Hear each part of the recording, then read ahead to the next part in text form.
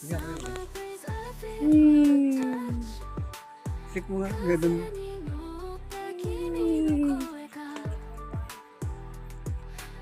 Halo-halo muna kami.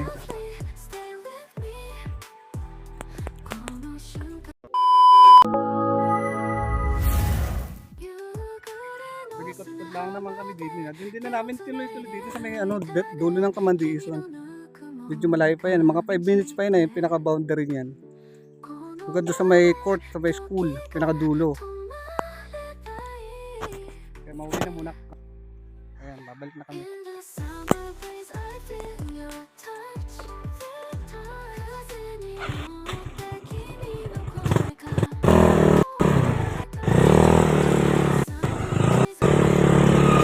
Let's go, mauwi na kami. Mainit na eh.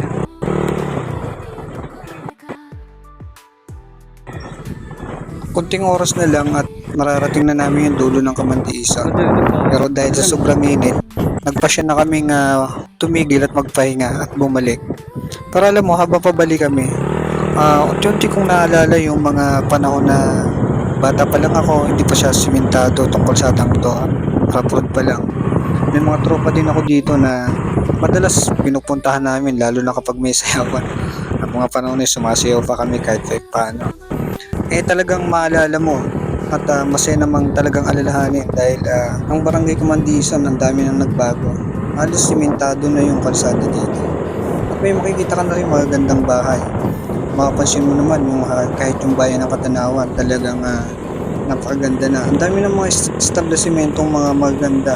Halos may Jollibee na, may Maginasal. Kulang na lang yung SM. Tapos itong lugar na to, napakit na to. Dati walang bahay dyan, kubo-kubo lang. Itong pangat na to, naalala ko lang, akit baba lang kami dito yung nakaburit dahil sa kanilang lupain to. Salamat! Ito yung asyenda nila. Marami din yung prutas at saka buko. Kaya naman napapadalas kami dyan dati ng mga panahon na high school pa lang ako.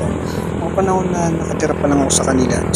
Masarap lang din talaga alalahanin ng mga panahon na yun dahil hindi pa ganun ka-mature ang pag-iisip. Napansin ko na tong halo-halo na to kanina nung papunta pa lang kami ng Kamandiisan. Pero naisipan kong bumalik dito para maghalo-halo dahil sa sobrang init. Sa baba niya, bukal. Tapos sila pamunta dito. Ang unitang kalamig ito. Halo-halo. Ha? Oo. Ito lang ano yung sahog niya yun. Pinipigla. Ito, nagok pala. Okay lang po ayan o. Magkano po yung halo?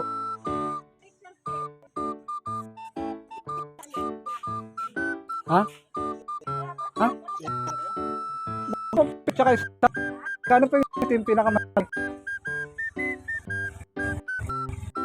Ayan 50. Dami na. Ano pa yung mas maliit dyan? Madami daw ay. Ay lang dyan lang po sa 30. Oo. Ay alam po mga sahog na ito ay. Ito lang yan. Sige po, dalawa ay. Gahit tayo po kami din ay. Sige, salamat po. Ang init. Sabi ni nanay, nahihiya daw yung anak niya sa pag-serve sa amin. Kaya na siya na lang ang nagtimpla nung in-order naming halo-halo. Medyo mahihayin nga, napansin namin kanina. Mga oras na yan, pasadong mga 11 to 12 na to. Kaya naman nung pauwi na kami, nag-decide na kami maghalo-halo. At magpalimig dito sa ilalim ng puno. Saktong-sakto dun tumambay dito, tabing kalsada lang. Ganda na nung bahay dahil yung taas, may kubo pala doon. Napansin ko may mga nag-email at may naririnig ako. Hindi maraming natambay dito pag mga nadang mga nakamotor.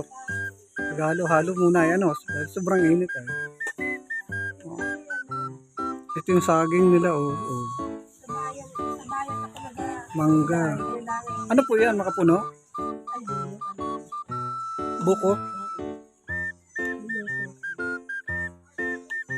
Kala ko makapuno. Ito pa, ano po ay?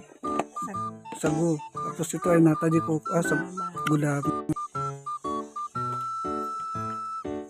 Ito po ay ano po ay? Pang shake. Meron din kayo soda, ano po? Bago pa lang kami dumaan dito, ito na talaga yung una ko napansin. Meron silang soda. Ayan o, marami silang iba't ibang flavor. May milk tea na rin. Pero yung halo-halo talaga nagustuhan namin dito. Nandun lang siya sa taas. Hindi naman kalayuan. Dahil sa paikot-ikot yung camera ko, napansin ko, may maingay dito sa taas. Gaya. Yung pala, may kubo dito at may naglalaro ng Mobile Legend. Sakto talaga sa taginit dahil bakasyon na at wala din naman silang pwedeng gawin ng mga estudyante kundi ang mag-email na lang. At yung iba naman ay tumambay habang naghahalo-halo. Masarap talaga sa probinsya dahil wala kang aalalahanin. May easy-easy lang. Lalo na kapag tanghali. Lalo na kung ganito kapag sa labas ng bahay mo may kapitbahay may naghahalo-halo. Talaga masarap maghalo-halo dahil sa init ba naman mapapakain ka talaga ng malamig na halo-halo. At kahit mainit, ramdam mo pa rin yung simoy ng hangin galing sa mga puno. Yung business nyo dito ay sa sa social media. Para alam ng mga taga-Katanawanin napunta dito sa Kamandiso, di pagdaan nila yan, gahalo-halo.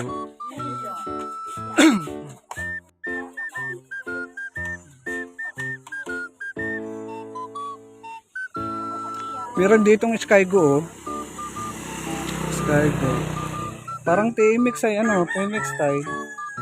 Yun ang uso din ay TMX. Pero malakas yung mga yan. Ito nakaseta pa tingnan mo yung pipe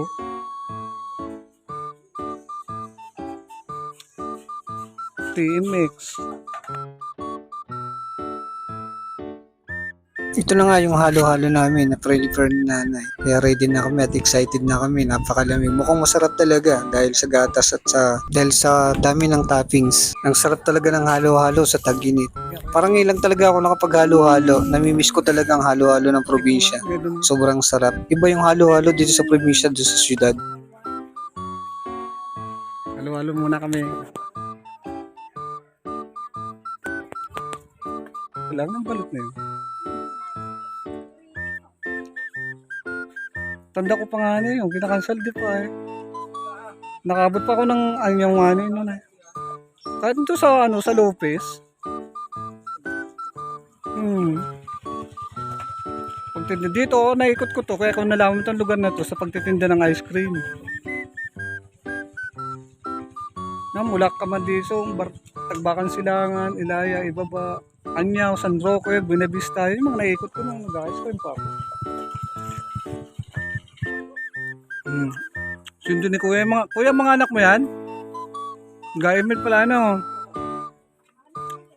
ba't ang layo? Ba't nabot sila dito?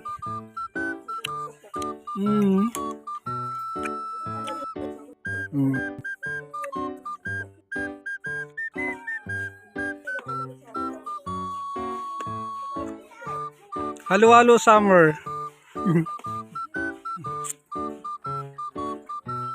Dito lang po yan ay. Tanong lugar to na Anong barangay po ito? Ayun, barangay Pakabit. Paangat ng Bukal. Dito kayo maghalo-halo. Ayun maganda lang kayo ng pambaya. 30 pesos. Sarap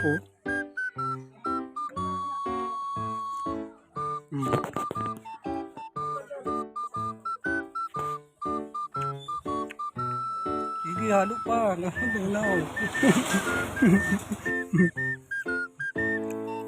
Nanguha ko sa kaya ikot sa mga diversion sa Katanawan. Ayan napala namin, nagpainit.